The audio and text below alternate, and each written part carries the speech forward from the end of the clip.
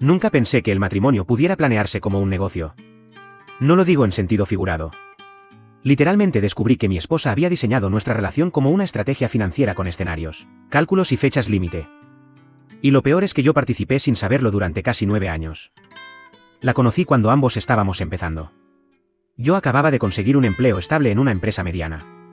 No ganaba una fortuna, pero era constante, organizado y tenía buen crédito. Ella trabajaba en algo más inestable, con ingresos variables, y desde el principio dejó claro que el dinero le generaba ansiedad. Decía que le tranquilizaba saber que yo tenía todo bajo control. Eso fue una de las cosas que más me hizo confiar. Cuando nos mudamos juntos, fue natural que yo asumiera la mayoría de los gastos. Yo pagaba la renta, los servicios, el coche, el seguro médico y casi todas las salidas grandes. Ella aportaba para cosas menores y decía que su prioridad era ahorrar para nuestro futuro. Nunca me mostró cifras exactas, pero yo no insistí. Pensaba que la confianza era parte esencial de una relación adulta. Antes de casarnos, incluso bromeaba con amigos diciendo que yo era el responsable y ella la creativa. Nadie veía nada raro. Yo tampoco. Durante los primeros años de matrimonio, mi situación laboral mejoró. Ascensos, aumentos, estabilidad. La de ella no tanto, pero siempre tenía una explicación: el mercado, su jefe, la industria. Yo cubría más gastos y ella seguía ahorrando. Nunca discutimos seriamente por dinero. Ahora entiendo por qué a ella le convenía que yo no preguntara. Las primeras señales reales aparecieron alrededor del 5.º año. Propuse abrir una cuenta conjunta para planear la compra de una casa. Se puso incómoda. Dijo que prefería mantener las finanzas separadas por salud emocional. Que no quería que el dinero fuera motivo de peleas. Lo dejé pasar. Luego noté algo más: nunca usaba su dinero para emergencias. Si algo se rompía, si había un gasto inesperado, siempre salía de mi cuenta. Ella jamás tocaba sus ahorros. En ese momento lo interpreté como disciplina. Hoy sé que era cálculo. Todo se rompió el día que el banco nos pidió documentación financiera detallada para un crédito hipotecario. Necesitaban estados de cuenta, historiales y declaraciones. Ella me pidió que usara su laptop para reunir archivos porque la mía estaba en reparación. Mientras buscaba una carpeta con documentos, vi otra con un nombre extraño: Plan. Pensé que era algo del trabajo. La abrí sin darle importancia. Dentro había archivos perfectamente ordenados. Hojas de cálculo. Documentos con fechas. Notas escritas con un lenguaje frío, casi corporativo. Y mi nombre aparecía repetido una y otra vez. Había columnas con títulos como: aportación de él, gastos cubiertos, ahorro neto. Había proyecciones a 5, 8 y 10 años. Incluso un apartado llamado escenarios de separación. Me quedé inmóvil. Lo más inquietante no eran solo los números. Eran las fechas. Algunos documentos estaban creados antes de nuestra boda. Otros durante los primeros años del matrimonio. En uno de ellos se leía claramente: mientras él cubra gastos fijos, mi ingreso se mantiene limpio. Había otro archivo con una nota que decía: no mezclar cuentas. Mantener control emocional. Evitar conversaciones financieras profundas. Era como leer el manual de una estafa en cámara lenta. Cuando la confronté esa noche, no levantó la voz. No lloró. No intentó negar nada. Me dijo que yo estaba sacando conclusiones exageradas. Que solo era planificación. Que todos deberían pensar en su futuro por si las cosas salen mal. Le pregunté algo muy simple: si alguna vez me vio como su pareja, o solo como una parte del plan. Me respondió: las dos cosas pueden existir al mismo tiempo. En ese momento entendí que nunca estuvimos jugando el mismo juego. Durante semanas intenté procesarlo. Hablamos con terapeutas. Ella insistía en que no había hecho nada ilegal. Y tenía razón. Legalmente, todo era impecable. Moralmente, era devastador. Consulté a un abogado en silencio. Me explicó que, al no haber cuentas conjuntas ni pruebas de fraude, poco podía hacerse. Ella había sido cuidadosa.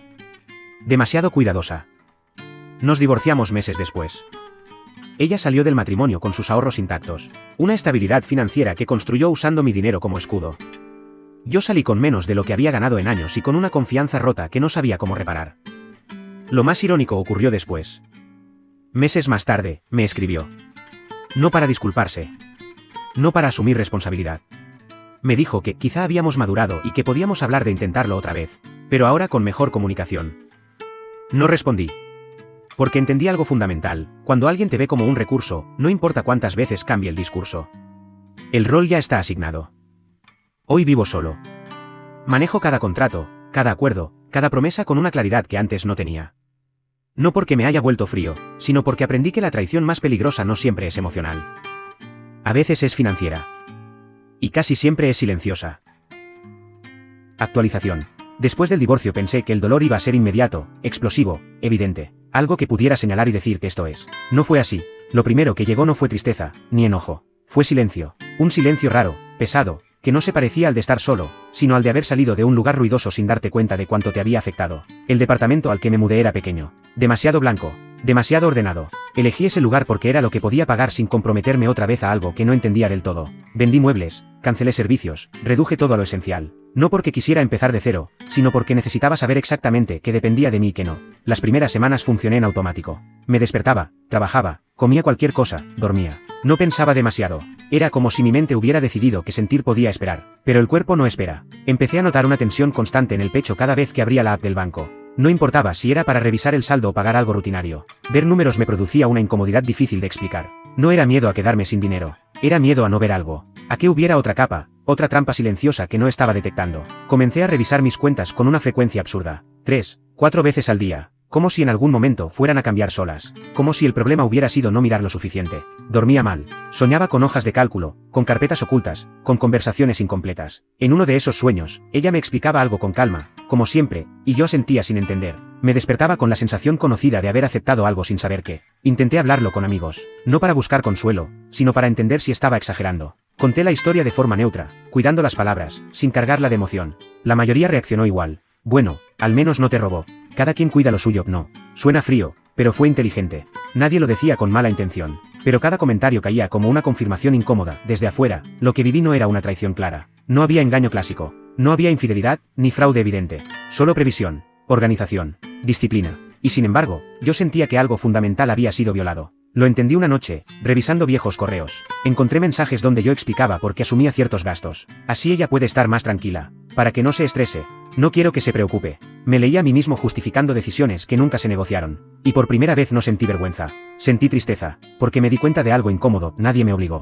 Yo participé activamente en mi propio vaciamiento. No por debilidad, sino por una idea muy específica de lo que significaba cuidar a alguien. Durante años asocié amor con estabilidad, y estabilidad con cargar el peso. Nunca me pregunté si el equilibrio también debía ser compartido. Nunca quise incomodar con preguntas que podían sonar a desconfianza. Pensé que el silencio era respeto. Ahora sabía que también puede ser renuncia. Meses después, intenté volver a salir con alguien. Nada serio. Café, conversación ligera, historias compartidas. Todo iba bien hasta que surgió el tema inevitable, dinero. Nada dramático. Solo una pregunta simple sobre cómo prefería dividir gastos. Sentí como algo en mí se tensaba. Respondí rápido, casi defensivo. Expliqué de más. Detallé escenarios que nadie había pedido. Ella me miró con curiosidad, no con juicio. Me preguntó si estaba bien, y ahí me di cuenta de lo lejos que estaba de estarlo. No porque desconfiara de ella, sino porque había aprendido que no hablar de dinero no era neutral. Era peligroso. Después de esa cita me quedé caminando solo, pensando en cuántas decisiones había tomado desde la comodidad de no discutir. Cuántas veces confundí paz con ausencia de conflicto. Cuántas veces dejé pasar preguntas porque creí que el amor verdadero no necesitaba contratos. La terapia ayudó,